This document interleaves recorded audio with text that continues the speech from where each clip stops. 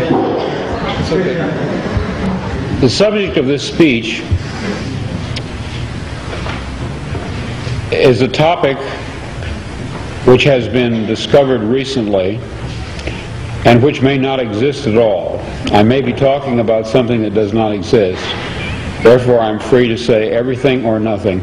I, in my stories and novels, often write about counterfeit worlds, semi-real worlds, as well as deranged private worlds, inhabited often by just one person, while meantime the other characters either remain in their own worlds throughout or are somehow drawn into one of the peculiar ones.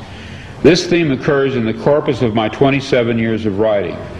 At no time did I have a theoretical or conscious explanation for my preoccupation with these pluriform pseudo-worlds, but now I think I understand. What I was sensing was the manifold of partially actualized realities lying tangent to what evidently is the most actualized one, the one which the majority of us, by consensus gentium, agree on. Later that day, back home again, but still deeply under the influence of the sodium pentothal, I had a short, acute flash of recovered memory.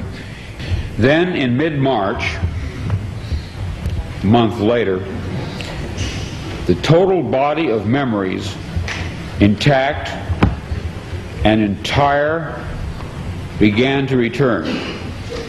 You are free to believe me or to disbelieve, but please take my word on it that I am not joking. This is very serious, a matter of importance. At that time, I had no idea what I was seeing.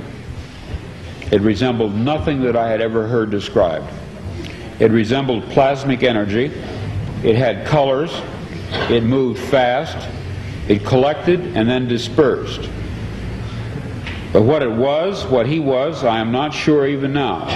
In other words, it's a common theme in my writing that a dark-haired girl shows up at the door of the protagonist and tells him that his world is delusional, that there's something false about it. Well, this did finally happen to me. I even knew that her hair would be black. I had an actual complete sense of what she would look like and what she would say. She did appear.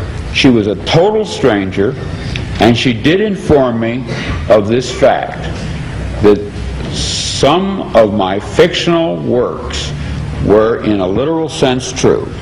I wrote out these dreams in novel after novel, story after story.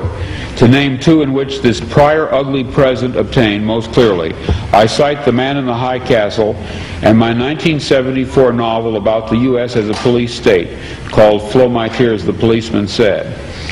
I'm going to be very candid with you. I wrote both novels based on fragmentary residual memories of such a horrid slave state world. People claim to remember past lives. I claim to remember a different, very different present life. I know of no one who has ever made this claim before, but I rather suspect that my experience is not unique. What perhaps is unique is the fact that I'm willing to talk about it. We are living in a computer-programmed reality, and the only clue we have to it is when some variable is changed and some alteration in our reality occurs. We would have the overwhelming impression that we were reliving the present, déjà vu, perhaps in precisely the same way, hearing the same words, saying the same words.